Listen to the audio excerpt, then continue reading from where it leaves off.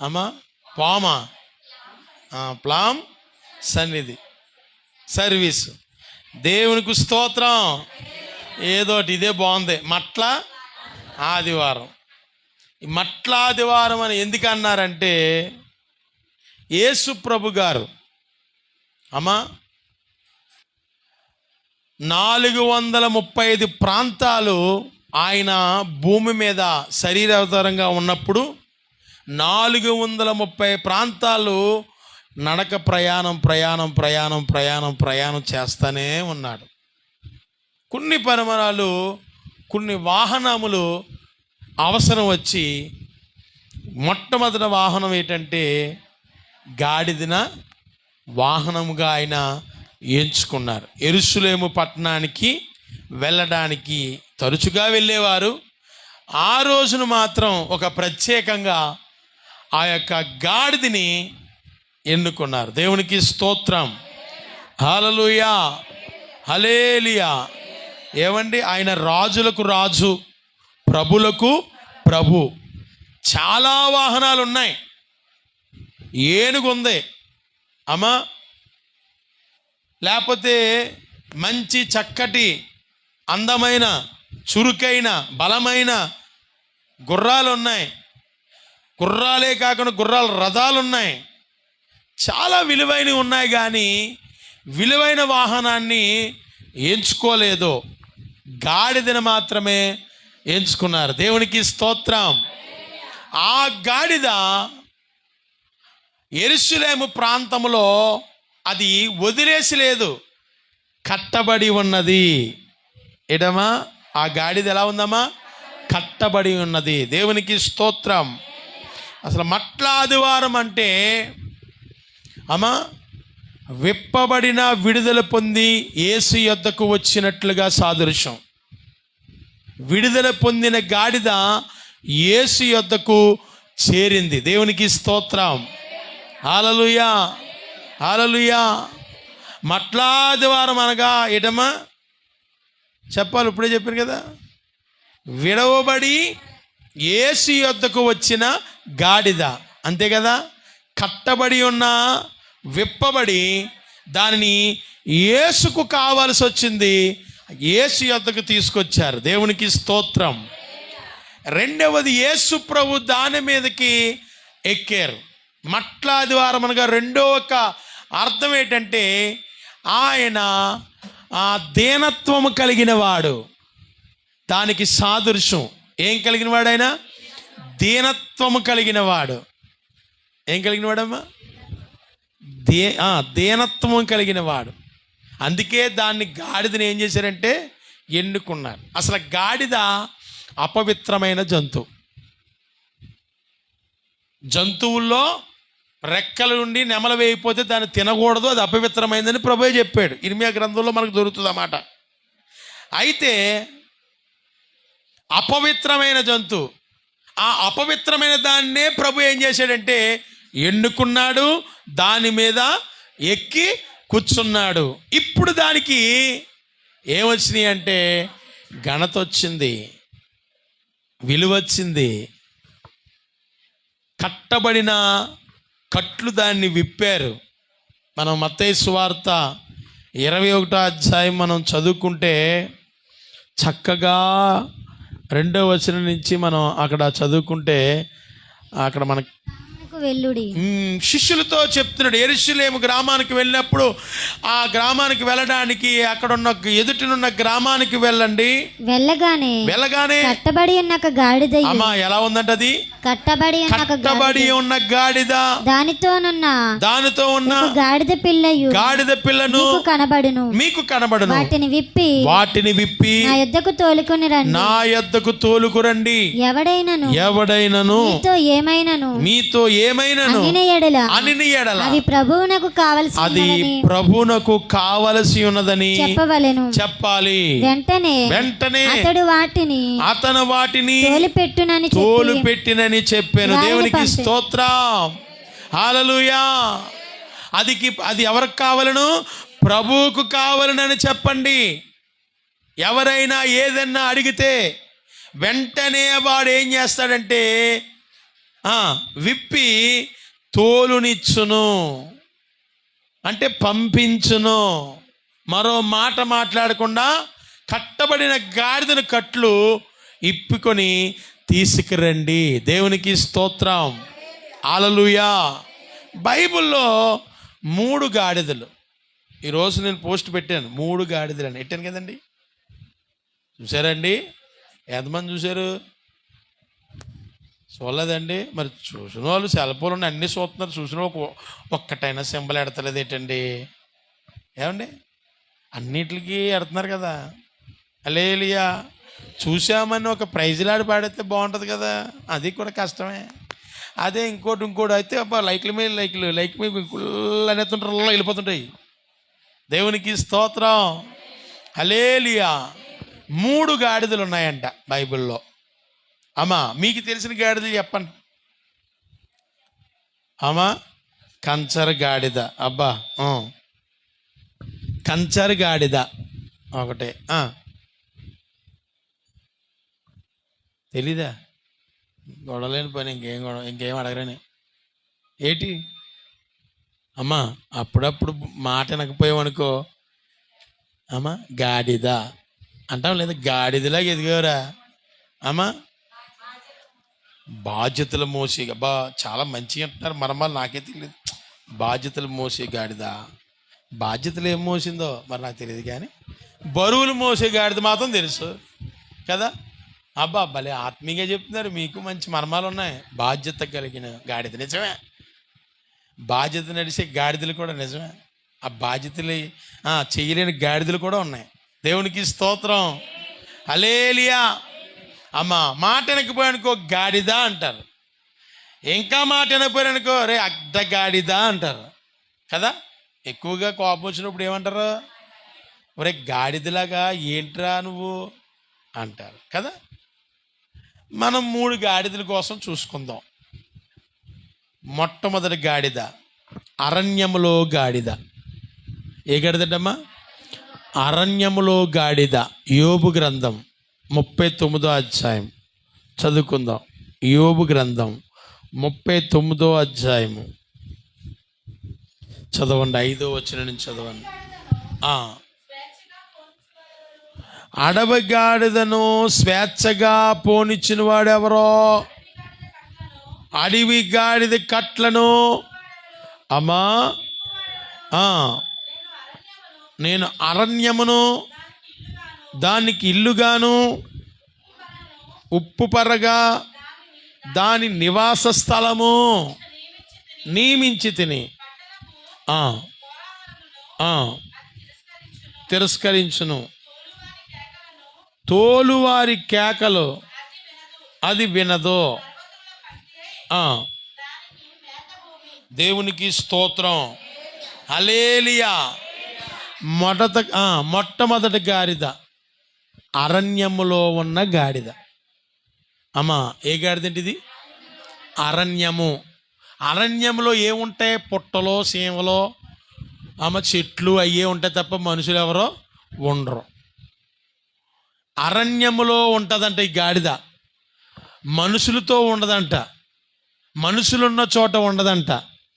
రెండవది అక్కడ ఉన్నది ఉప్పు పర్రను దానికి నివాస స్థలముగా నియమించి తిని. ఏ స్థలం అంట? ఉప్పు స్థలము. ఉప్పు స్థలం ఎలా ఉంటుందంటే అసలు జీవం అనేది కనబడదు. ఉప్పు పర్ర కనబడుతుంటే మనం చొల్లం కాసి అటు ఇటు వెళ్ళిపోతుంటే పర్ర కనబడుతుంది. ఉప్పు పర్ర, ఉప్పు తయారవుతుంది మాట అంత. అది నేల ఎలా ఉంటుందంటే తెల్లగా ఉంటుంది. ఎలా ఉంటుందమ్మా? తెల్లగా ఉంటుంది. ఆ ఉప్పు పర్ర ఎలా ఉంటుందమ్మా? ఒక్క మొక్క కూడా లేచినట్టుగానే అసలు ఏమీ కనబడదు. ఇంకా ఉప్పు పర్ర ఉప్పు తుప్పును కూడా ఏం చేస్తుంది? తుప్పు చేసేస్తుంది, తుప్పు తినేస్తుంది అన్నమాట. ఇనుమును కూడా ఏం చేస్తుంది? దేన్నైనా కూడా తినేస్తుంది. నిర్జీవం కానీ జీవము కలిది కాదు అది. ఈ గాడిద అడవి గాడిద. ఏ గాడిదమ్మా? ఈ అడవి గాడిద అరణ్యంలో ఉంటుందంట. ఇది ఇంకా అక్కడ ఏం చెప్తున్నాడంటే తోలువాని కేకలో అది వినదో. మాట ఎందంటే గాడిద. అయ్యో ఇక్కడ అడవిలో ఉంది, ఎడారిలో ఉంది, ఇక్కడ ఉంది, సరైన మేత లేదు కదా అని చెప్పి తోలువాడు తీసుకెళ్తాను రా, ఎక్కడికి, పొలంలో పచ్చని తోటలో తీసుకెళ్తానంటే నేను రాను అంటదంట. అక్కడే ఉంటుందంట. ఇది మాట వినని గాడిద, జీవము లేని గాడిద. ఈ అడవి గాడిద ఇంకా ఏం చేస్తుందంటే చూడండి, అక్కడ పర్వతములు దానికి మేత భూమి, దేవునికి స్తోత్రం. కొండల మధ్యలో కొండలు రాళ్ళు రప్పల్లో అక్కడక్కడ చిన్న చిన్న మొక్కలు ఉంటాయి. ఆ మొక్కలు ఆ పిలకలే తింటది తప్ప పచ్చని పొలంలోకి వచ్చేది ఏం చేయదంట, మేతమయ్యదు.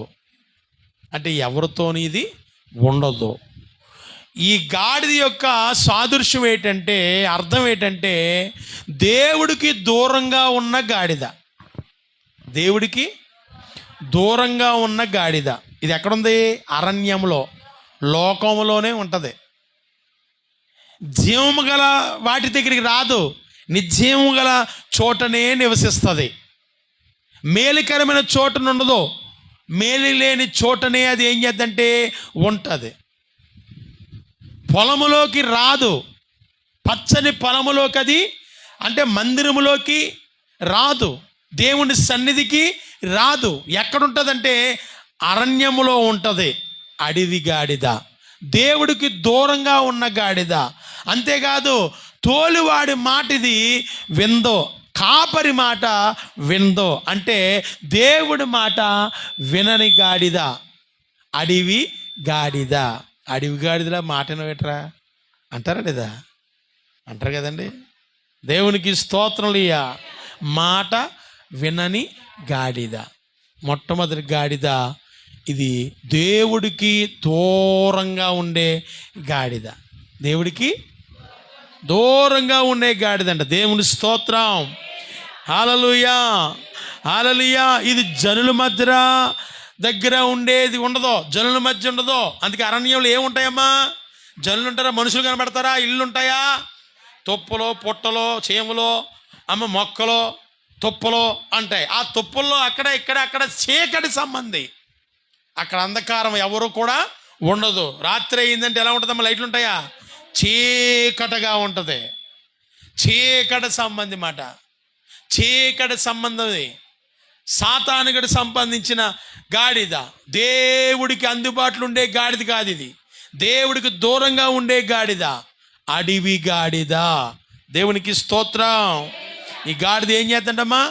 దూరంగా ఉంటుందంట, చీకట్లో ఉంటుందంట, మాట వినదంట. దేవుడు మాటలేందంట, దేవుడు మాట వినదో, దేవుడితో గడదో, దేవుడికి అందుబాటులో ఉండదంట, ఎక్కడెక్కడో తిరుగుతుందంట. దేవుని ఎరగని గాడిద.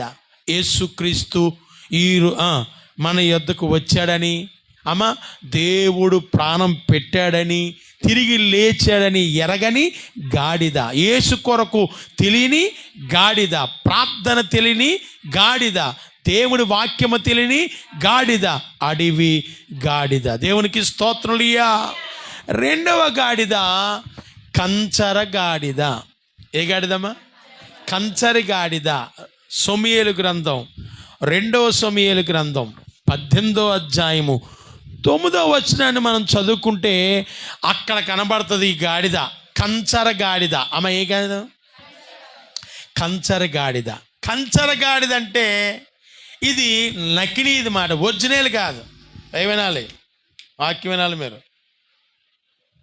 ఏ గాడిద ఇది? కంచర గాడిద. మీకు ఇంకా మనం కీర్తన గ్రంథం 32వ కీర్తన ఆలోచనలు మనం చదువుకుంటే, బుద్ధి జ్ఞానము లేని గాడిద మాట మీరు వినక, అక్కడ ఉంటుంది చూడండి, చక్కటి మాట ఉంటుంది చూడండి, వినకూడదని ఉంటుంది చూడండి, 32వ కీర్తన. బుద్ధి జ్ఞానము లేని కంచర గాడిద వలెను ఉండకూడదు. చూసారా? బుద్ధి జ్ఞానము లేని కంచర గాడిద. గుర్రను పక్కనట్టు మన సదృశ్యం ఇప్పుడు గాడిద కోసం కాబట్టి కంచర గాడిద అటువంటి దానిగా మనం ఏం చేయకూడదంటే దేవుడు ఉండకూడదు అంటున్నాడు. ఎందుకు ఉండకూడదు అంటున్నాడంటే, ఈ కంచర గాడిద ఒరిజినల్ కాదు. కంచర గాడిద ఒరిజినల్ కాదు, క్రాస్ బీడ్ ఇది. ఏ బీడమ్మా? క్రాస్ బీడు. దేనికి? గుర్రానికి గాడిదకి పుట్టింది ఇది.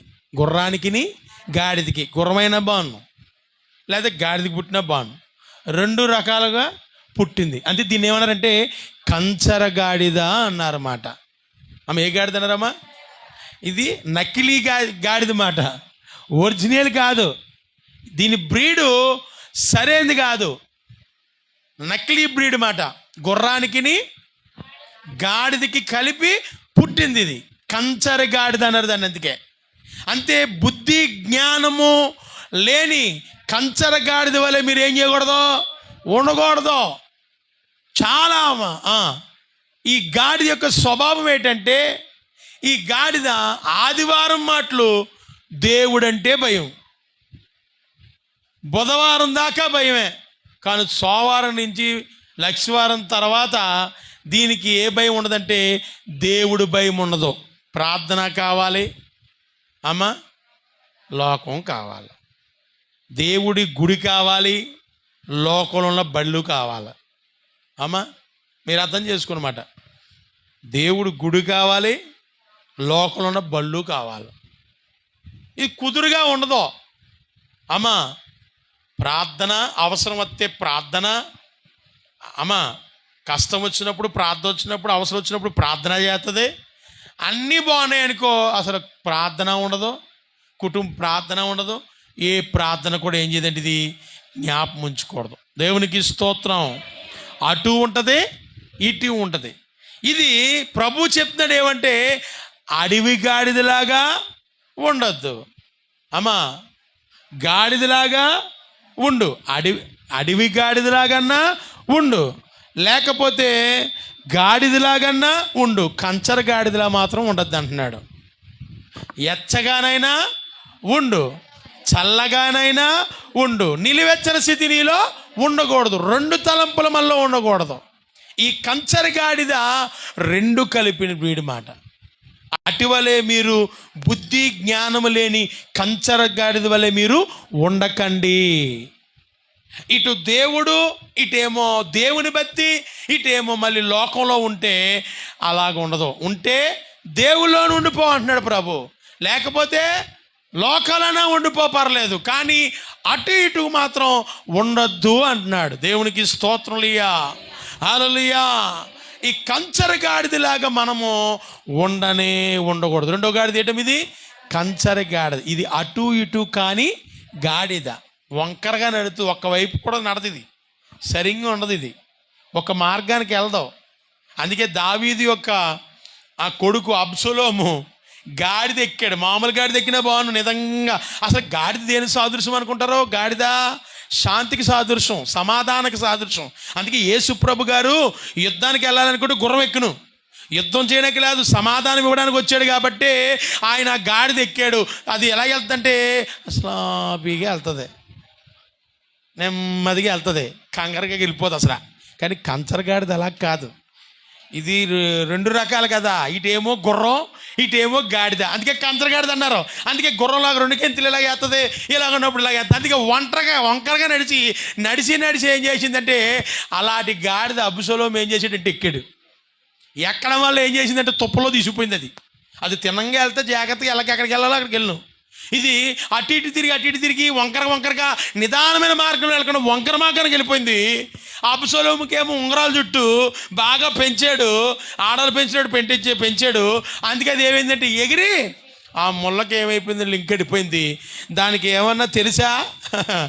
ఉన్నాడో లేదో కూడా పట్టించుకుంది. గంతతంగా పరిగెట్టామా, వెళ్ళిపోయామా లేదా, గబ పరిగెట్టేసింది. ఈయన ఆకాశానికి భూమికి ఏమైపోయాడంటే ఏలబడిపోయాడు. అవతలోడు చూసాడు, ఒక్కసారి ఒక బాణం వేసాడు, గుండెలో కూర్చుంది, చచ్చిపోయాడు. దాని ప్రమాణం అది. వంకరగా నడుస్తుంది అమ్మా. యెహోషువపాతుతో అంటాడు, మీరు నిబ్బరము కలిగి, యెహోషువపాతు రాజా, మోషేని ఆశీర్వదించినట్లుగా నేను కూడా నిన్ను ఆశీర్వదిస్తాను. నిబ్బరము కలిగి ధైర్యంగా ఉండి నేను నీకు తోడుగా ఉంటానన్నాడు. మనం ఎలా ఉండాలంటే వంకరగా నడకూడదు. వంకర నడిచేవానికి పడిపోతాం. అమ్మా హీల్స్ వేసుకుంటారు అప్పుడప్పుడు చాలామంది. ఎత్తరా హీల్స్ అని అంటారా? మనకు రావు. ఏండి అవునా? అలా వేసుకుని ఒక అమ్మాయి కొత్తగా వేసుకుందన్నమాట. కొత్తగా వేసుకుని మామూలు నడిస్తే కొత్తగా, మరి అలవాటుగా అయిపోతే దాని పని ఎలా కొడుతుంటారో మామూలు కూడా పడిపోతారు. అదే నడక కూడా ఎలా నడుతుందంటే మామూలుగా నడితే బాను. ఇలా అనేదేవుడికి దానికి అది ఏంటంటే అలవాటు లేదేమో, టపక్ పని పడిపోయింది. అక్కడ మెట్టు ఉందా, మెట్టు మీద జారిపోయి పడిపోయింది. జారిపోయి పడిపోయేసరికి కొంత నొప్పి వస్తుంది, కొంత వాసన దానికి తీసుకెళ్ళేసరికి ఆపరేషన్ చేసేయాలి. అందులో ఇరిగిపోయింది. రాడ్ ఇటేయాలి. రాడ్ ఇటేసి చూసారా ఎంత పని చేసిందో. 200 ఉంటుందేమో, దానికి 300 ఉంటుందో, మరి 1000 రూపాయలు అనుకోండి. ఈ ఆపరేషన్ చేయడానికి ఆయన దగ్గరికి ఒక 50,000-70,000 అయిపోయింది పాపం. సరిగ్గా నడకపోతే పాటు మాట అది, అవునా కదా? చాలా జాగ్రత్తగా నడాలి. అలవాటు వచ్చే వరకు కూడా దాన్ని వేసుకోవాలి. అది సరిగ్గా ఎంత ఉంటాయి, అవి ఎంత ఉన్నప్పుడు బేస్గా జాగ్రత్తగా ముందు నడిచినప్పుడు ఇంటికాడ అలవాటు చేసుకోవాలి. కొత్తగా కానీ వెళ్ళామంటే ఆ నడిచేటప్పుడు టపరం పడిపోతుంది. దేవునికి స్తోత్రం, హల్లెలూయా. అందుకే వేసి కొనేమంటున్నాం. అది ఏంటో మరి వచ్చేది సంవత్సరం. దేవునికి స్తోత్రం. ఉక్కుపోతుంది మరి, ఉక్కొచ్చేస్తుంది. హల్లెలూయా, హల్లెలూయా. అమ్మా ఇది ఎలా నడుతుంది అంటే కంచరగాడిద ఆయన ఎలా నడుతుందమ్మా? ఇంకా అంటుంది వంకరి తింకరగా నడుతుందంట. అబ్బా, వంకర తింకరగా నడుతుందంట. నిదానంగా నడదో అమ్మా, నిదానంగా నడదో, వంకరగా నడుస్తుంది, తిక్కగా నడుస్తుంది. దేవుడికి తిక్కలోలు వంకరోలు ఇష్టం ఉండదు. దేవునికి స్తోత్రం, హల్లెలూయా, హల్లెలూయా. వంకరోలు తింకరోలు ఉన్నారనుకో, వంకర బుద్ధిని దేవుడు ఏం చేస్తాడంటే లెవెల్ చేసేస్తాడు. మూతును కూడానే ఒకవేళ వంకరగా మాట్లాడితే మూతును కూడా వంకర చేసేస్తాడు. ఆయనతో పెట్టుకుంటే అలా ఉంటుంది మళ్ళీ. అందుకే చాలా జాగ్రత్తగా ఉండాలి. అందుకే కంచరగాడిద వలె మీరు ఉండకండి. కంచరగాడిద చాలా ప్రమాదం. రెండో గాడిద ఏంటమ్మా? కంచరగాడిద. ఈ బ్రీడ్ ఒరిజినల్ కాదు, గుర్రానికి గాడిదకి పుట్టింది. క్రాస్ బ్రీడ్ మాట ఇది. ఈ క్రాస్ బ్రీడ్ చాలా భయంకరమైంది. అందుకే మీరు అడవి గాడిదలన్నా ఉండండి, గాడిదలన్నా ఉండండి, కానీ కంచర గాడిదలా మాత్రం మనం ఏం చేయకూడదంటే ఉండకూడదు. దేవునికి స్తోత్రలియా. అందుకే అక్కడ అన్నాడు కదా, చదువుకున్నాం కదా అమ్మా 32వ కీర్తనలో, బుద్ధి జ్ఞానము లేని కంచర గాడిద వలె మీరు అందుకే ఉండొద్దు అన్నమాట. దాని యొక్క స్వభావం అలాంటిది. ఉంటే ఎచ్చగానే ఉండు, లేకపోతే చల్లగానే ఉండు. నిలువెచ్చని స్థితి ఉండకూడదు. రెండు పడవల మీద మనం అడుగేసినట్టుగా ఉండకూడదు. ఇప్పుడు దరికి వెళ్ళాలనుకున్నాం, ఓ పడవ మీదే వెళ్ళాలి. ఆ పడవ మీద కాలు, ఈ పడవ మీద కాలు వేసామనుకో, కొంత బాగానే ఉంటుంది. కరెక్ట్గా వచ్చేసరికి అది ఏమవుతుంది, ఇలాగా ఊగుతుంది. దరికి వెళ్ళగలమా? దబ్బను పడిపోతాం. రెండు తలంపులు అస్సలు ఉండకూడదు, అటు ఇటునట్టుగా ఉండకూడదు. అందుకే ఎచ్చగానే ఉండు, చల్లగా నిలువెచ్చని స్థితి మనలో ఉండకూడదు. అయితే లోకంలో ఉండిపో, తిరుగో అన్నాడు ప్రభు. ప్రసంగి గ్రంథంలో అన్నాడు చూడండి, ఎంత తిరుగుతావో తిరుగు. చూడండి అక్కడ ఉంటుంది ప్రసంగి గ్రంథం 11వ అధ్యాయంలో, యవనుడా నీ యవ్వన కాలమందు సంతోషపడు. యవన కాలమందు నీ హృదయము సంతుష్టిగా ఉండనిమ్ము. చూసారా ఏమన్నాడు ప్రభు? ఏమన్నాడు తెలిసిన? సంతోషంగా ఉండు, నీ హృదయము సంతృష్టిగా, నీ హృదయం నచ్చినట్లుగా తిరుగు. నీ కోరిక చెప్పినను, నీకేం కోరుకుందా కోరిక చెప్పిన, నీ దృష్టి యొక్క ఇష్టము చెప్పిన, నీ దృష్టి అంటే నీ కళ్ళు దృష్టిని ఏం కోరుకుందో ఇష్టంగా తిరుగు, ప్రవర్తించు. అయితే వీటన్నిటిని బట్టి దేవుడు నిన్ను తీర్పులోనికి తెచ్చునని అది మాత్రం మర్చిపోద్ది అంటాడు. అంతే, నీ ఇష్టం, నువ్వు ఎలా తిరుగుతావో తిరుగు. ఉండు, లోకంలో ఉంటే ఉండు, తిరుగు, లోకంలోనే ఉండు, తిరిగినంతకాలం తిరుగు. నీ దృష్టి ఇష్టం వచ్చినట్లుగా చేయి. నీ కన్నుకి ఏది ఇంపుగా ఉందో దాన్ని ఇష్టపడు, దాన్ని అనుసరించు, లోకాన్ని అనుసరించు, లోకంలో తిరుగు. కానీ అన్నిటికీ ఒకరోజు మాత్రం ఏముందని మాత్రం మర్చిపోద్దు. ఒక తీర్పు ఉంది, ఆ తీర్పులో నువ్వు తేలిపోదే సమస్య మాత్రం నువ్వేం చేద్దంటే తెచ్చుకోకు. దేవునికి స్తోత్రలియా. యవనస్తుడా అంటే అందరూ యవనస్తులు ఉన్నారు ఇక్కడ. అమ్మా మీరు అందరూ ముసలోళ్ళేం కాదు, అందరూ యవన బలం కలిగిన వారే. ముసలోళ్ళు ఎవరు ఉన్నారండి? అగో ఆయన ఉన్న దానియేలు గారును కొద్దిగా వయసు ఉన్న వాళ్ళు వాళ్ళు అంతే. ఉన్నవాళ్ళు అందరూ ఇక్కడ ఎవరో మంచి యవనస్తులే. దేవునికి స్తోత్రములియా, హల్లెలూయా. నీ హృదయం ఇష్టము చెప్పినట్లుగా సంతోషంగా ఉండు. నీ హృదయం ఏదైతే చూసి సంతోషిస్తుందో దాన్నే సంతోషించు. ఒక్కరోజు ఉంది మాత్రం మర్చిపోద్ది అన్నాడు ప్రభు. ఏంటమ్మా ఏమన్నాడు? ఒక్కో తీర్పులో నువ్వు ఉంటావని మాత్రం మర్చిపోవద్దు. దేవునికి స్తోత్రములియా. ఏ పని చేసినా తీర్పు ఉందని మర్చిపో. అందుకే కంచర గాడిద, ఏంటమ్మా కంచర గాడిద వలె మీరు ఉండకూడదు. అది ఒకవైపు ఉండదు, నిదానంగా నడదు. అట్టిలాగా మనము దాన్ని పోలి మనం ఏం చేయకూడదంట? ఉండకూడదు. దేవునికి స్తోత్రం, హల్లెలూయా, హల్లెలూయా. మూడవ గాడిద అమ్మా, మూడవ గాడిద మంచి గాడిద, దేవుడి దగ్గరున్న గాడిద. ఏ గాడిద? మంచి గాడిద, ఊర్లో ఉన్న గాడిద. ఇది ఎక్కడుందమ్మా? ఊర్లో ఉందంట, దేవుడికి దగ్గరగా ఉన్న గాడిద. మత్తయి సువార్తలో మనకు కనబడదు. 21:2 చదువుకుంటే ఇందా చదువుకున్నాం కదా, మరొకసారి చదువుదాం. మీ ఎదుటనున్న గ్రామమునకు వెళ్ళుడి. వెళ్ళగానే కట్టబడి ఉన్న ఒక గాడిదయు, కట్టబడి ఉన్న గాడిదను, దానితోనున్న ఒక గాడిద పిల్లయు నీకు కనబడును. వాటిని విప్పి నా యొద్దకు తోలుకొని రండి. దేవునికి స్తోత్రములియా. మీరు వెళ్ళండి. ఆ ఎదుటున్న గ్రామములో మీరు వెళ్ళగానే మీకు గాడిద పిల్ల కనబడుతుంది. గాడిద ఓకే, మరి గాడిద పిల్ల కూడా తీసిరమ్మన్నారు ఎందుకు? ఎందుకంటే నెరవేర్పు, ప్రవచనము నెరవేర్పు. పాత నిబంధన గ్రంథంలో జకరియా గ్రంథం ప్రవక్త, అక్కడ ఒక ప్రవక్త ప్రవచించాడు. ఏమని ప్రవచించాడంటే 9వ అధ్యాయము 9వ వచనం, సియోను నివాసులారా బహుగా సంతోషించండి, యెరూషలేము నివాసులారా ఉల్లాసముగా ఉండుడి. మీ రాజు నీతిపరుడును దీనుడై గాడిద పిల్లను. దేవునికి స్తోత్రం. ఎలా వస్తున్నాడంటమ్మా? ప్రవచనం ఇది. పాత నిబంధన గ్రంథంలో ప్రవచన. యేసు ప్రభు గారు ఎప్పుడు కూడా ప్రవచనము నెరవేర్చడానికే వచ్చారు. అమ్మా దేనికి వచ్చారమ్మా? ప్రవచనానికే నెరవేర్చడానికే వచ్చారు. మరణాన్ని కూడా ప్రవచనం నెరవేర్చడానికే, లేఖనాల ప్రకారంగానే నెరవేర్చడానికే చేశాడు ఆయన. మరణం అవుతారని లేఖనాలు ఏం చేసినాయి? ప్రవచించినాయి. అందుకే ప్రవచనాలు నెరవేర్చడానికి, ఆ ప్రవచనం నెరవేర్చడానికి అందుకే యేసు ప్రభు గారు ఏం చేశారంటే గాడిద పిల్ల ఉంది, ఇప్పుకురండి. దేవునికి స్తోత్రం, హల్లెలూయా, హల్లెలూయా. మంచి విషయం నేర్చుకోవాలి ఇక్కడ. ఆ యెరూషలేము ప్రాంతంలో, ఆ గ్రామంలో ఇంటింటికాడ ఒక గాడిద ఉంది. ఆ గాడిద ఎందుకు కావాల్సి వచ్చింది కదా? మరి అక్కడికి వెళ్ళమన్నాడు, అక్కడే గాడిద ఉంటుంది అన్నారు. ఆ గాడిద దగ్గరికి వెళ్ళినప్పుడు చాలా వివరంగా చూడండి.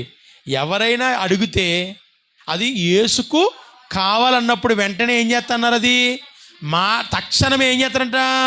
ఇప్పేసి అతను తోలుపోమ్మంటారు అన్నాడు. మనం ఇక్కడ మంచి మాట అర్థం చేసుకోవాలి. ఏంటి మంచి మాట?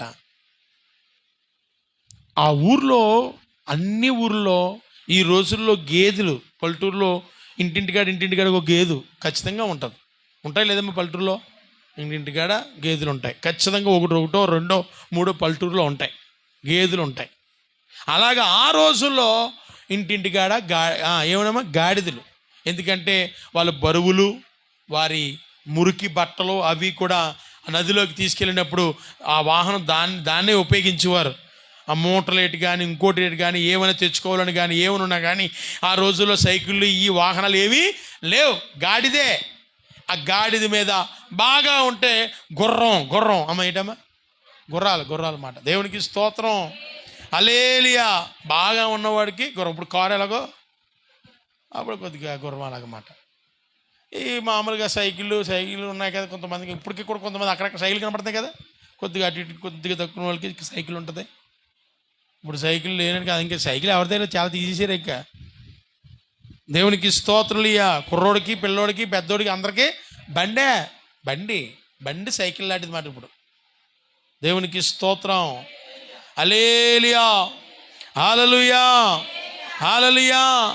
అది యేసు ప్రభు అక్కడ అన్ని గాడిదలు ఉంటే ఆ ఇంటికే వెళ్ళి ఆ గాడిదనే తీసుకురమ్మన్నారు. ఎందుకు తీసుకురమ్మన్నారు?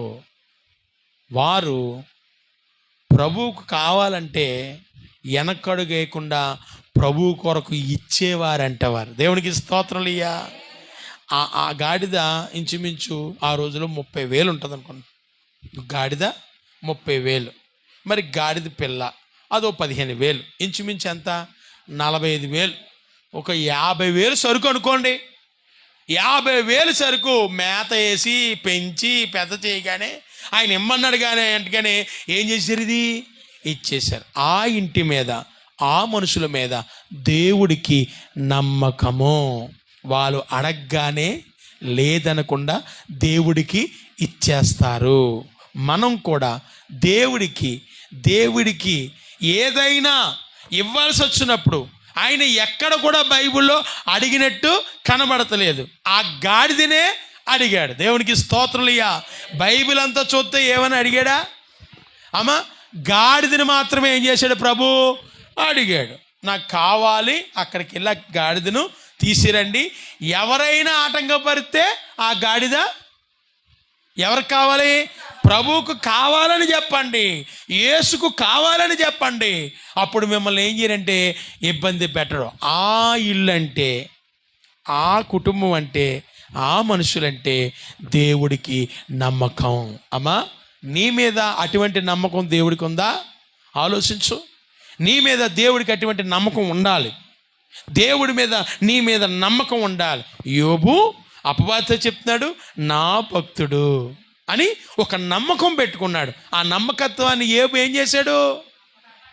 కాపాడాడా లేదా? నిలబెట్టాడా లేదా? లేకపోయినా, తిండి లేకపోయినా, పిల్లలు లేకపోయినా, ఏమి లేకపోయినా దేవుడు ఒక మాట నమ్మాడు, యోబు నా భక్తిపరుడని. ఆ భక్తిని యోబు ఏం చేశాడంటే కాపాడుకోగలిగాడు. అందుకే అతను పోయింది ఎంత పోయిందో 2 దేవుడు ఏం చేశాడంటే ఇచ్చాడు. దేవునికి స్తోత్రాలయ్యా.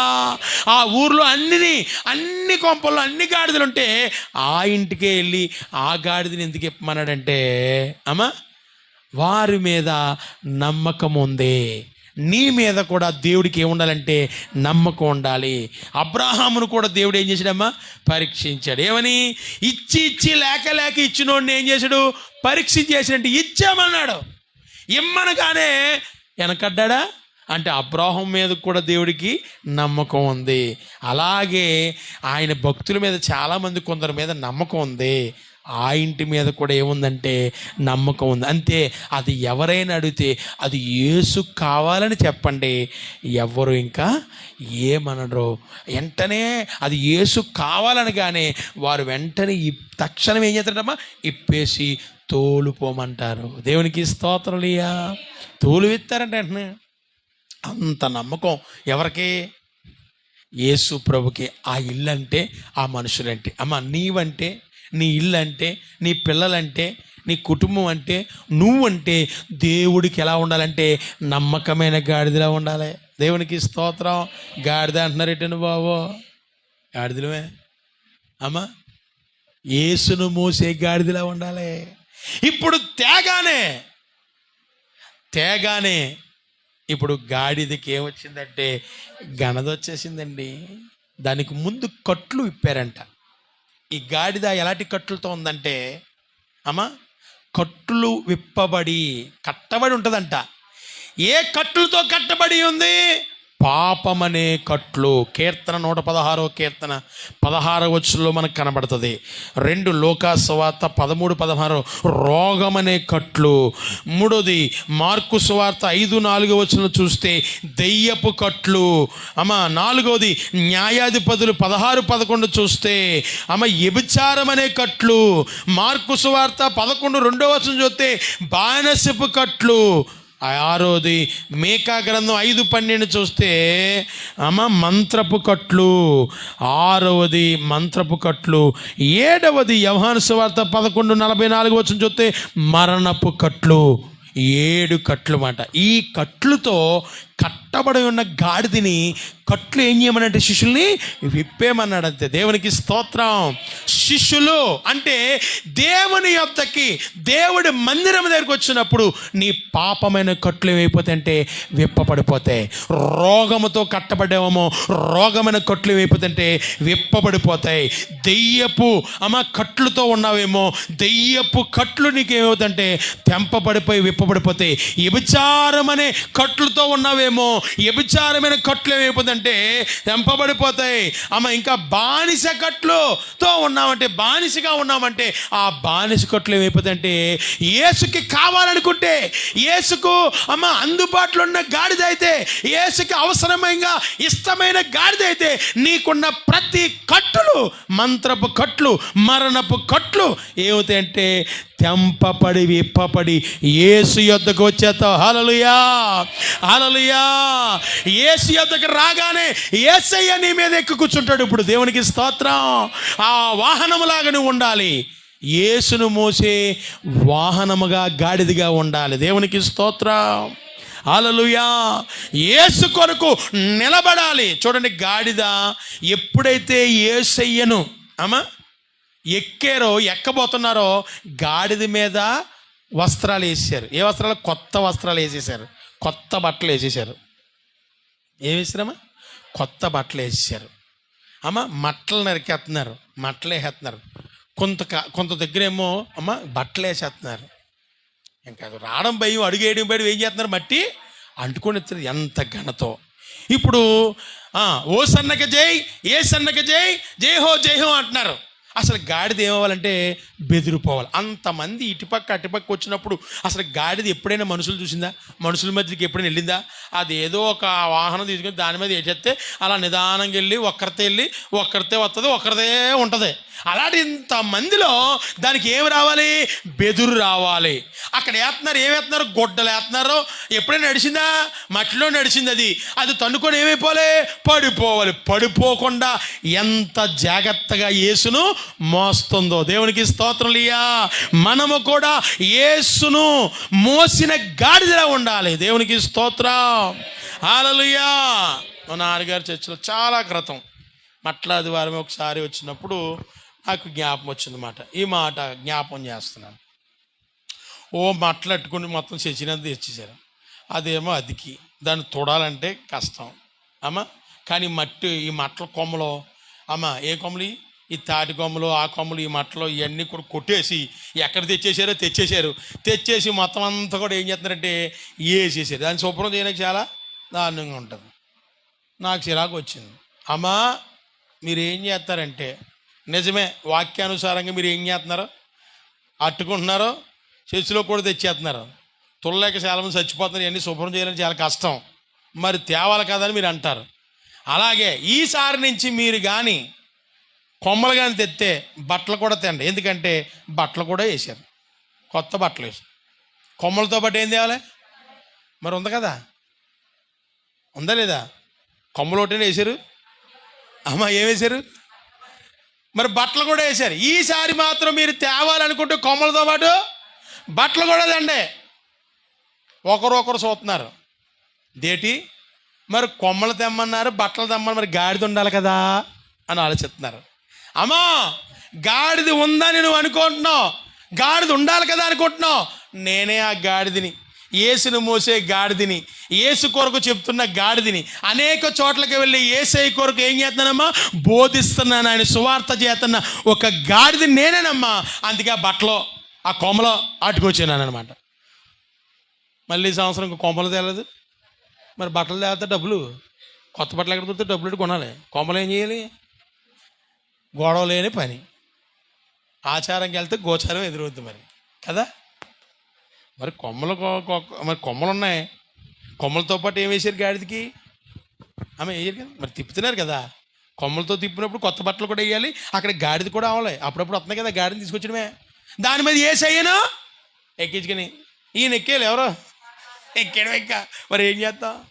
అది సాదృశ్యం. ఆ రోజుల్లో ప్రభు మనకు చూపించడానికి, ఇదిగో గాడిద లాంటి మనుషులు నేను విలువ తేవాలని చెప్పేసి ఆ యొక్క మరణానికి నేను వెళ్తున్నానని, నశించిన దాన్ని వెతికి రక్షించడానికి ఈ భూమి మీద ఆయన మనుషు కుమారుడిగా వచ్చాడు. ఆయన సర్వ అధికారం కలిగిన వాడు, సర్వ శరీరులకు దేవుడు, ప్రభులకు ప్రభువు, రాజులకు రాజు. ఆయన సాధించాలంటే అవసరమైతే ఏది కావాలితే అది వచ్చి అక్కడ నిలబడుతుంది.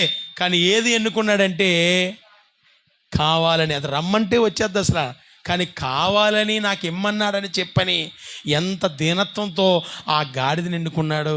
ఆ గాడిద ఎవరో కాదు, మనమే. అపవిత్రమైన గాడిదలము అమ్మా, పాపముతో కట్టబడిన గాడిదలము, జన్మ పాపం కర్మ పాపంతో ఉన్న గాడిదలు కట్లు దేవుడిప్పి ఆ గాడిద మీద ఇప్పుడు ఎవరు ఊరేగిందంటే యేసయ్య ఊరేగి, నువ్వు కూడా యేసయ్యను ఊరేగేలాగా, దేవుడికి ఒక సాక్షిగా, దేవుడికి ఒకసారి నువ్వు స్వార్థ బిడ్డగా ఉంటే నీకు ఘనత. దేవునికి స్తోత్రలియా. యేసును మోసే గాడిదలో ఉండాలంట. ఈ మంచి గాడిద యేసును మోస్తుందంట ఈ గాడిద. అందుకే దీనికి ఏమొచ్చిందమ్మా? ఘనత వచ్చింది. యేసుకి అందుబాటులో ఉండే గాడిద. యేసుకి మరి అడవి గాడిద ఎక్కడుంది? అది అందుబాటులో ఉందా? ఎక్కడో ఉంది. మరి అడవిలో ఉన్న గాడిద అవసరమా దేవుడికి? కంచర గాడిద అవసరమా? ఏ గాడిద అవసరం? ఊర్లో ఉన్న గాడిద, దగ్గరగా అందుబాటులో ఉండే గాడిద. చెప్పిన మాట తోలువాడు వెళ్ళిన తర్వాత, మీరు బాగా అర్థం చేసుకోండి, అది విడిచిపెట్టిన తర్వాత మళ్ళీ వెళ్ళిపోతానని అందా? ఇప్పుడు మనకు అర్థమైనట్టు చెప్తాను. ఓ కోడిపెట్ట పెంచాం మనం, పెంచి పెంచి పెంచి మేతేసి అన్నేసి పక్కన వాళ్ళకి అమ్మేసాం. పక్కన వాళ్ళకే, ఇక్కడి నుంచి ఆ పక్కన వాళ్ళకి వదిలేసాం. ఆడేం చేసాడంటే అలా మేతేసి వదిలేసాడు. ఎక్కడికి వచ్చేది అది? అక్కడ ఉంటుంది అది. మరి ఇదేం చేస్తుంది? వెళ్తానందా? దాని మీద ఎక్కినా గల్లఘోరం చేసేసినా ఒక్క మాట మాట్లాడకుండా ఎవరి మాట వింటుంది? ఇది యేసయ్య మాట వింటుంది. మనము కూడా ఆ మాటలు ఈ మాటలు కాదో, ఎవరి మాట వినాలంటే, నీకు విలువ రావాలంటే, ఘనత రావాలంటే, ఆశీర్వదించబడాలంటే ఎవరి మాట రావాలమ్మా? యేసయ్య మాట. అందుకే అడవి గాడిదలా ఉండకూడదు, కంచర గాడిదలా ఉండకూడదు. ఈ కంచర గాడిద అటు ఉంటుంది, ఇటు ఉంటుంది. అటు ఇటు మనం అసలు ఉండకూడదు. దేవునికి స్తోత్రలియా. ఒక ఆయన తెలిసిన ఆయన మంచి ఉద్యోగం చేస్తున్నాడు. ఆ ఉద్యోగంలో మేనేజర్ ఒకసారి ఏం చేసాడంటే, ఓనర్ కాదు, మేనేజర్లు ఉంటారు కదా, ఈ మేనేజర్ ఏం చేశాడంటే రమ్మని అందరినీ, అబ్బాయ్ మీరు అక్కడికి వచ్చి పూజ చేసి కొబ్బరికాయ కొట్టండి అన్నారంట. వీళ్ళందరినీ, ఉద్యోగస్తులందరినీ కూడా మేనేజర్ గారు వచ్చి అందరూ ఒకళ్ళు వచ్చి అదేదో మరి ఆ పూజ చేస్తున్నారంటే కొబ్బరికాయ కొట్టమన్నారంట. అందులో ప్రభు నమ్ముకున్న ఆయన ఒక ఆయన ఉన్నాడు. అందరు కొడుతున్నారు. ఈయన దగ్గరికి వచ్చేటోడికి నేను కొట్టనండి అన్నాడంట. ఏమన్నాడు? నేను కొట్టనండి అన్నాడండి. నీకు స్పెషల్గా చెప్పాలంటే ఏమన్నాని? అందరూ కొడుతున్నారు కదా, నువ్వు కూడా కొట్టేసి మళ్ళీ ఒక్కడవే ఎందుకు ఆగాలి? ఆల్కో రూల్ నీకో రూలా? రూల్ అందరికి ఒకటే, కొట్టే అన్నాడంట. నేను కొట్టనండి, కొట్టమన్నారు కదా, కొట్టను అన్నాడంట. నీకు జీతం ఇస్తున్నాను, చెప్పినట్టు చేయాలి అన్నాడంట. జీతం కొబ్బరికాయ కొట్టనాక ఎత్తలేదు, పని చేయనాక ఎత్తున్నారు అంతే, అంతే తప్ప కొబ్బరికాయలు కొట్టనాక ఏమీ ఎత్తలేదు అన్నారు. కొట్టాలి అన్నారంట. కొట్టను అన్నాడంట. పని తీసి పాడేస్తాను అన్నారంట. తీసేయను అన్నాడంట. ఏమన్నాడు? తీసేయమన్నాడంట. నేను మాత్రం కొట్టను. ఇప్పుడు అందులో చాలామంది ఉంటారు కదా, వర్క్ చేసిన వాళ్ళు చాలామంది ఉంటారు కదా, అందులో కొంతమంది రెండు భాగాలు అయిపోయారంట. ఇప్పుడు ఆయన తీసేయగానే ఏమైపోయారు, రెండు భాగాలుగా అయిపోయి వీళ్ళు మాట్లాడుకుంటున్నారంట. కొందరు ఏమంటున్నారంటే, మేనేజరు చెప్పినట్టు చేయాలి, ఓ మాట చెప్పితే అయిపోయింది, నేను చేయనంటే ఎలా కుత్తుది, ఒక దగ్గరికి ఉద్యోగం వచ్చానంటే అణిగిమణిగి ఉండాలి, చెప్పింది చేయాలి అంటున్నారంట. ఇంకొక ఊపు అంటున్నారంటే, ఎందుకంత బలవంతం, అందరూ చేశాడు, ఆయన ఒక్కడో చేయనంటే మానేయాలి కదా, అంత బలవంతం ఏంటి, అంత అలాగేటి, అందుకని కోపం తీసేస్తారా, ఇది న్యాయం కాదు అనుకున్నారంట. ఈ మాట వీళ్ళకి ఏమొచ్చిందంటే కోపం వచ్చింది. ఏమొచ్చింది? రెచ్చిపోయారు. ఇంకా రెచ్చిపోయేది ఎక్కడికి వెళ్ళిపోయింది? అసలోడి దగ్గరికి వెళ్ళిపోయింది. ఎవరి దగ్గరమ్మా? ఓనర్ దగ్గరికి వెళ్ళిపోయింది. మేనేజర్ కాదు, మేనేజర్ వేరు, ఓనర్ వేరు. అసలు ఓనర్ మేనేజర్, కంపెనీకి మేనేజర్ పెడతాడు, మేనేజరే ఈ కథ అంతా చేసినాడు. ఈ ఓనర్కి వెళ్ళిపోయి అసలైన దగ్గర, పెద్దోడి దగ్గరికి వెళ్ళిపోయింది. వీళ్ళు సరిగ్గా ఉండలేదు, ఇంకా పనులు సరిగ్గా అవుతలేదు. ఏంటబ్బా అని చెప్పి వచ్చాడంట. ఏటి కథ ఏంటంటే ఈడి అన్నీ అన్నాడంట. వీడి వల్ల తలపోటు వచ్చిందని చెప్పి ఏం చేశాడంటే మేనేజర్ని కాకించాడంట. ఏ అబ్బాయి ఏంటిది అంతే, అవునండి ఇలాగండి అన్నాడంట. ఆహా అని చెప్పి ఏం చేశాడంటే అది తీసేసిన అనుకుంటే రమ్మన్నాడు, కౌరెట్టాడంట. ఎవరిని? ఆ జాబ్లను తీసారు కదా, చిన్న జాబ్లను తీసారు కదా, ఈ మేనేజర్ తీసారు కదా, ఆ చిన్న జాబ్లను తీసాడు. ఆయన రమ్మనంట, రా ఇలా రా అన్నాడంట. ఫోన్లు కవరెడితే అవతల పని చేస్తే వచ్చాడంట. సార్ చెప్పండి. అవును సార్, నేను ప్రభు నమ్ముకున్నాను, అందరూ కొట్టారు, నేను ఏ పనైనా చేస్తానన్నాను, అది చేయనన్నాను, అది నేను చేయకూడదు కాబట్టి దానివల్ల ఇంతవరకు వచ్చింది. ఈయనేమో నన్ను తీసాడు, నాలో ఏ రెమ్మక లేదు, చూసుకొని కావాల్తున్నాడు. కోపం వచ్చిందంటే ఇప్పుడు ఎవరికి ఇంత సమస్య తీసుకొచ్చారు, అక్కడతో వదిలేస్తే అయిపోయింది కాబట్టి ఈయన మేనేజర్ ఎత్తే ఇలా చేస్తానని చెప్పి మేనేజర్ పోటీ ఏం చేశాడంటే తీసాడు. ఎవరిని తీశారు? మేనేజర్ తీసాడు. ఈయన పిలిచి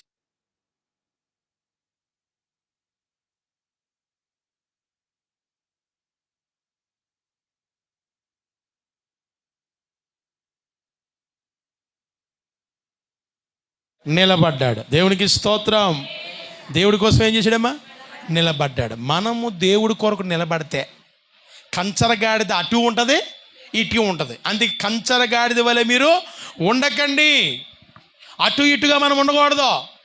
ఏం పర్లే, నువ్వు దేవుడి కొరకు నిలబడితే నీ కోసం దేవుడు నిలబడిపోతాడు. ఈనాడు చాలామంది దేవుడి కోసం నిలబడలేక అయిపోతాయి, ఉద్యోగం పోతే తిన్నాకుండదు, ఇలా ఉండదని చెప్పి రాజీ పడిపోతున్నారు. అందుకే దేవుడు ఇవ్వాల్సిన ఆశీర్వాదం నువ్వు ఏం చేస్తున్నావు? పొందుకోలేకపోతున్నావు, పోగొడేసుకుంటున్నావు. ఎవరికో నువ్వు భయపడి, నీవు దేవుడి కొరకు నిలబడి దేవుడికి భయపడితే ఎవ్వరికి భయపడాల్సిన పని లేదు. రాజీ పడకూడదు. చిన్న చిన్న విషయాల్లో కూడా నువ్వేమైపోతున్నావు అంటే రాజీ పడిపోతున్నావు. అరే పక్కన వాళ్ళు తెలిసిన వాళ్ళు ఎవరన్నా కొద్దిగా ఏదన్నా ఉన్నారంటే నమ్ముకున్నాడు, లేదు మామూలుగా వెళ్తున్నా అన్నా తప్ప క్రీస్తు కొరకు నిజంగా నువ్వు చెప్పే బిడ్డగా ఉండలేదు. ఏ గాడిదిగా ఉన్నావు? అడవి గాడిద నచ్చిందా? కంచర గాడిద వల్లే ఉంటుందన్నదా?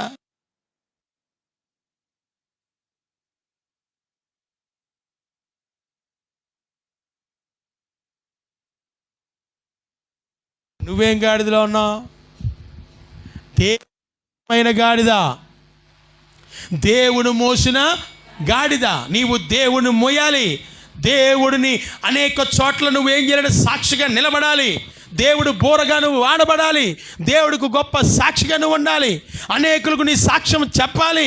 అనేకులను ఏం చేయాలంటే నువ్వు విడిపించబడి యేసు యొద్దకు వచ్చినట్లుగా అనేకులను విడిపించి నేను యేసు యొద్దకు అనేకులను ఏం చేయాలంటే తీసుకొచ్చే గాడిదిగా ఉండాలి. ఏ గాడిదిగా ఉన్నావు? పాపమనే కట్టులన్నీ కూడా ప్రభు ఏం చేశాడు? శిష్యులతో ఇప్పించేశాడు, తీసుకురమ్మన్నాడు. అది యేసు దగ్గర రాగానే దానికి ఏమొస్తుందంటే ఘనత. నీకు కూడా ఘనత. ఎప్పుడు ఘనత అంటే యేసు యొద్ద ఉండి, యేసు మాటలు వింటూ, యేసుకు వాహనంగా ఉండి, యేసు కొరకు ఒక బోరగా నువ్వు నిలబడితే నీకు ఘనత. దేవునికి స్తోత్రలియా, హల్లెలూయా, హల్లెలూయా. చాలా కొన్ని రకాలకి ఇంకా ఉన్నాయి. మనం చూసుకున్నట్లయితే పరిశుద్ధ గ్రంథంలో విడవబడిన గాడిద ఇందా చదువుకున్నాం. అక్కడ కూడా చూడండి, ఇర్మియా గ్రంథం 2:24 చదువుకుంటే అలవాటు పడిన గాడిద కనబడుతుంది మనకి. అలవాటు అయిపోయిందండి అంటాం. చూడండి ఒకసారి అన్నమాట. అరణ్యమునకు అలవాటు పడిన అడవి గాడిద దాని కామరత వలన గాలి పీల్చును. దేవునికి స్తోత్రములయ్యా. అమ్మా, ఇది దేనికి అలవాటు అయిపోయిందంట? అరణ్యమునకు అలవాటు అయిపోయింది. ఈ అడవి గాడిద అరణ్యములోంచి రానంటుంది, అక్కడే ఉంటానంటుంది. చాలాసార్లు ప్రభు దగ్గర రండి, ప్రభు నిన్ను పరలోక రాజ్యం చేరుతానంటే రాం. అందులోనే అలవాటైపోయి అక్కడే అరణ్యంలో ఉండిపోయి అక్కడే ఉండిపోతాను. అలవాటైపోయిందంట. ఈ గాడిదకి ఏమైపోయిందమ్మా? అరణ్యము అలవాటైపోయిన గాడిద. లోకములో అలవాటైపోయింది నీకు. లోకములో ఉన్నదంతా అలవాటైపోయి నువ్వు మానుకోలేకపోతున్నావు, విసర్జించలేకపోతున్నావు. లోకమున్నదే ఇంకా అంట పెట్టుకొని దానితోనే సహవాసం చేస్తున్నావు తప్ప లోకమే అలవాటు అయిపోయిందంట. దేవునికి స్తోత్రలియా. అమ్మ, ఏ గాడిద మీది? అరణ్యము అలవాటు అయిపోయిన గాడిద, అలవాటు పడిన గాడిద. ఏం అలవాటు అయిపోయింది దీనికి? అబ్బా, మానుకోలేకపోతున్నానండి బాబు. ఒకడు మంది అలవాటు అయిపోయింది దానికి, మానుకోలేడు. ఇంకా అమ్మా, ఆయన మనం పిచ్చెక్కిచ్చేవాడు ఇంకా పిచ్చెక్కిపోతాడు. ఇంకా మనం ఏం చేయాలి? ఇంకా ప్రార్థన చేయాలి. మనశ్శాంతి ఉండదు లేకపోతే. ఇంకేం చేయాలంటే ఇంకా ఆయన మనం రెచ్చగొట్టకూడదు, ఇంకా ప్రార్థన చేయాలి, దేవుడికి అప్పగించాలి. అప్పుడు పుల్లొంకర ఏ తిరుగుతుంది. ఏ టైంలో ఎప్పుడు ఎలా చెప్పాలో ఆయనకి బాగా తెలుసు. మనం చెప్తే వినరు, దేవుడు చెప్తే వింటారు.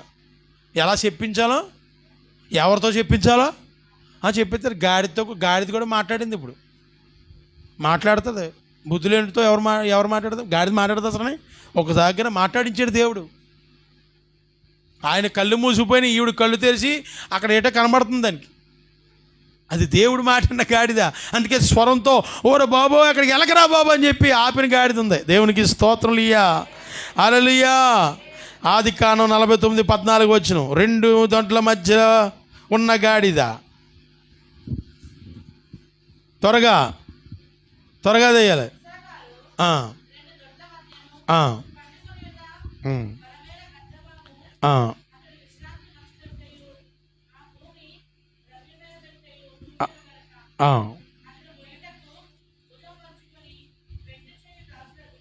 దేవునికి స్తోత్రం. 2 దొడ్ల మధ్య ఉన్న గాడిద. దేవునికి స్తోత్రములియా. అమ్మ 2 దొడ్ల మధ్య ఉందంట ఈ గాడిద. ఒకవైపు కాదు, 2 వైపులు ఉందంట. 2 వైపులు మనం ఉండకూడదు. దేవునికి స్తోత్రం. చూడండి, కీర్తన 32:9 జ్ఞానము లేని గాడిద. ఇందా చూసుకున్నాం కదా, బుద్ధి జ్ఞానము లేని కంచర గాడిద. దేవునికి స్తోత్రములియా, హల్లెలూయా, హల్లెలూయా. 5వది యేసును మోసిన గాడిద. 21:7 చదవండి ఒకసారి. మొత్తం 21:7.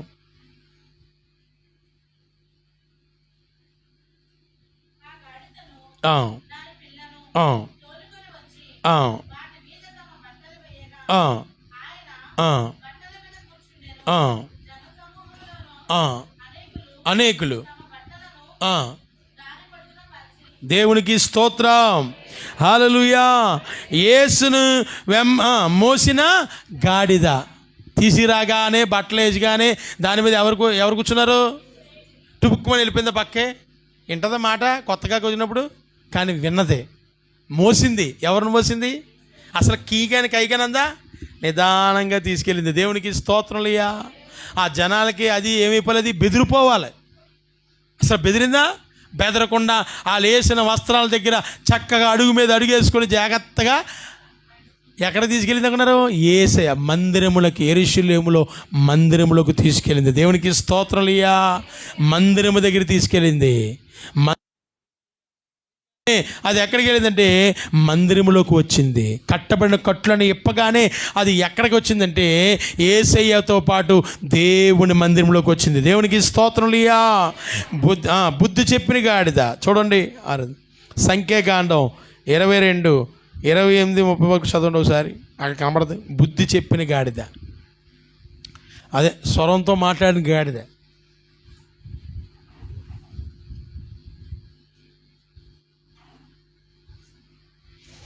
సంఖ్యాకాండం 22:28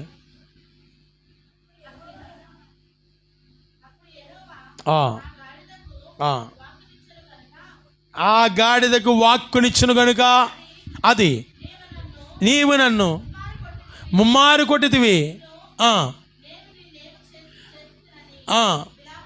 బిలాముతో అనగా బిలాము, నా మీద తిరగబడితివి నా చేత. దేవునికి స్తోత్రం. చూసారా, బిలాముతో గాడిద ఏం చేసిందమ్మా? మాట్లాడింది, బుద్ధి చెప్పింది. ఎందుకు తిరగబడుతున్నానంటే నీకు కనబడతలేదు అక్కడ, నువ్వేమో వెళ్ళిపోతున్నావు, అందుకే నేను అడ్డుకున్నాను, నువ్వేమో తెలియకుండా ఏం చేస్తున్నావు, నన్ను శుభ్రం కొట్టేస్తున్నావు, అందుకే తిరగబడ్డాను అంటుంది. దేవునికి స్తోత్రములియా, హల్లెలూయా, హల్లెలూయా. బుద్ధి చెప్పిన గాడిద, మాట్లాడిన గాడిద. ఎవరి కొరకు మాట్లాడుతుంది? మనం కూడా ఎవరి కోసం ఏ మాటలు మాట్లాడాలి? దేవుని వాక్కు చేత మాట్లాడిందండి. అక్కడ ఉంటుంది, అక్కడ ఏముందమ్మా? దేవుడు వాక్యముగా వాక్కు చేత మాట్లాడింది. మనం కూడా ఏ మాటలు మాట్లాడాలి అమ్మ? దేవుడు మాట్లాడే గాడిదలా ఉండాలి. ఇంకా దేవుడు మోసి, ఇంకా దేవుడికి అక్కడ కంచర గాడిదలాగా లోకంలో మాటలు, ఈ మాటలు, ఆ మాటలు కాదు.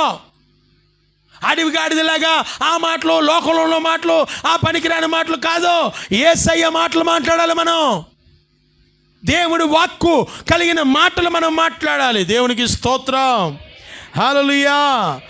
ఆఖరిగా మనం చదువుకున్నాం కదా 9:9, దేవుని ఘనపరిచిన గాడిద. జకర్యా గ్రంథం 9:9 చదువుకుంటే, సియోను నివాసులారా,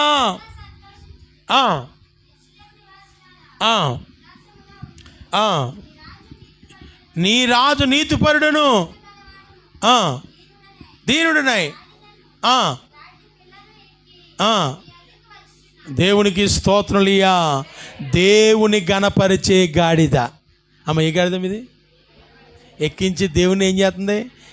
గాడిద కాదు, యేసేని జై ఉత్సాహం చేస్తున్నారు అక్కడ అందరూ కూడా. ఎవరికి ఉత్సాహం చేస్తున్నారు? యేసయ్యకి. అయితే ఇది కూడా ఏమనుకుంది? నాకు ఘనత వచ్చింది అనుకుంది. యేసయ్య వల్ల ఎవరికి ఘనత వచ్చింది? ఆయనకి వచ్చింది. గాడిద ఎక్కించుకుంది కాబట్టి గాడిదకి వచ్చింది. నువ్వు కూడా యేసును మోసే గాడిదలాగైతే, దేవుడు మాట్లాడే గాడిదలైతే, మంచి గాడిదైతే, ఊర్లో ఉన్న గాడైతే, దేవుడితో మాట్లాడే గాడిదైతే, దేవుడితో నడిచిన గాడిదైతే, దేవుడు నిన్ను కూడా ఏం చేస్తానంటే ఘనపరుస్తారు. నన్ను ఘనపరచిన వారిని నేను ఘనపరుస్తాను. దేవునికి స్తోత్రలియా. అందుకే నువ్వు ఏ గాడిద ఉండకూడదంటమ్మా చెప్పాలి. అడవి గాడిద నచ్చిందా ప్రభుకి? నచ్చిందా? నచ్చలేదు. కంచర గాడిద నచ్చిందా? నచ్చలేదు. మరి ఏ గాడిద నచ్చింది? చెప్పాలి. ఏ గాడిద నచ్చింది? అడవి. ఏ గాడిదమ్మా? ఊర్లో ఉన్న గాడిద. దాని కట్లు దేవుడు ఏం చేశాడంటే విప్పాడు. అందుబాటులో ఉంది దానికి. ఇంకా లోబడింది. ఇంకా చెప్పుకుంటే ఏముందమ్మా? లోబడింది. తెమ్మనగానే తేగానే మాట ఏం చేసింది? అది ఎన్నదే. మరి నువ్వు కూడా దేవుడి మాటని, దేవుడికి లోబడి, దేవుని మోసే గాడిదలాగా, దేవునిని చూపించే గాడిదలాగా, దేవుని ఎక్కించుకునే గాడిదలా ఘనత వస్తుంది. దేవునికి స్తోత్రలియా, హల్లెలూయా. అందుకే ఈ సాయంకాల సమయంలో నువ్వు ఏ గాడిదలో ఉన్నావు? అడవి గాడిద ఎక్కడుందంటే అరణ్యములో దానికి నివాసం అంట, ఉప్పు పరలో దానికి నివాసం అంట. దేవునికి స్తోత్రలియా. అరణ్యము దానికి అలవాటైపోయిందంట. మరి నువ్వు కూడా లోకం అలవాటైపోయి దేవుడికి దూరంగా ఉంటున్నావేమో. ఏ గాడిదలా ఉంటున్నావు? యేసుకు నచ్చిన గాడిదలా ఉండాలి. యేసుకు అందుబాటులో ఉండే గాడిదగా ఉండాలి. యేసును ఘనపరిచే గాడిదగా ఉండాలి. యేసు కొరకు మాట్లాడే గాడిదగా ఉండాలి. యేసు కొరకు సువార్త చేసే గాడిదలా ఉంటే నీకు, నాకు, మనందరికీ కూడా ఘనత వస్తుంది. అందుకే యేసు ప్రభు ఆ కట్టులన్నీ కూడా విప్పి ఆ వాహనం మీద ఎక్కించుకొని యెరూషలేము దేవాలయంలోకి వెళ్ళి అక్కడ పాడైపోయిన మందిరాన్ని ఏం చేశాడంటే బాగుపరిచాడు. దేవునికి స్తోత్రలియా. ఆ వాహనం ఎక్కి అక్కడికి వెళ్ళాడమ్మా. ఎక్కడికి వెళ్ళాడమ్మా? దాన్ని తిన్నగా ఎక్కడ తీసుకెళ్ళాడు? యేసయ్య వాహనం ఎక్కితే నువ్వు ఎక్కడికి వెళ్తావు? దేవుని సన్నిధిలో ఉంటావు, దేవుడితో ఉంటావు. అందుకే నీకు ఘనత. అక్కడ ఆకలి ఉండదు, దప్పుగా ఉండదు. ఆ రాజ్యాన్ని దేవుడు నిన్ను ఏం చేశాడంటే తీసుకెళ్తాడు. ఆ పరలోక రాజ్యం మనం అందరూ పొందుకుందాం. యేసుకు నచ్చిన గాడిదలో మనం జీవిద్దాం. అట్టి కృప దేవుడు మనకు అనుగ్రహించును గాక. ఆమేన్. అందరూ మోకరించండి. ప్రతి ఒక్కరు కూడా రెండు చేతులు పైకెట్టి, ప్రభువా ఇంతవరకు మాతో నువ్వు మాట్లాడవు తండ్రి. అయ్యా, నేను ఏ గాడిదగా ఉన్నాను ప్రభువా, ఎటువంటి గాడిదగా ఉన్నాను? ఇగో బైబిల్లో నాయన 3 గాడిదల కొరకు మేము తెలుసుకున్నాం ప్రభువా. ఓ తండ్రి నాయన, అడవి గాడిద నాయన, అది అరణ్యంలో ఉంది నాయన. జీవము లేని చోటు ఉంటుంది ప్రభువా, మనుషులు లేని చోటు ఉంటుంది నాయన, చీకటిలో ఉంటుంది నాయన. అది దానికి చీకటి అలవాటు అయిపోయిందంట అయ్యా, అరణ్యం అలవాటు అయిపోయిందేమో. మేము కూడా నాయన అయ్యో జీవమైన చోటుకు వచ్చి కూడా అయ్యో తండ్రి నాయన కంచర గాడిదలా ఉన్నామేమో నాయన. అందరూ కూడా హల్లెలూయా, హల్లెలూయా. ఓ అడవి గాడిదలాగా ఉండొద్దు, కంచర గాడిదలాగా కూడా ఉండొద్దు.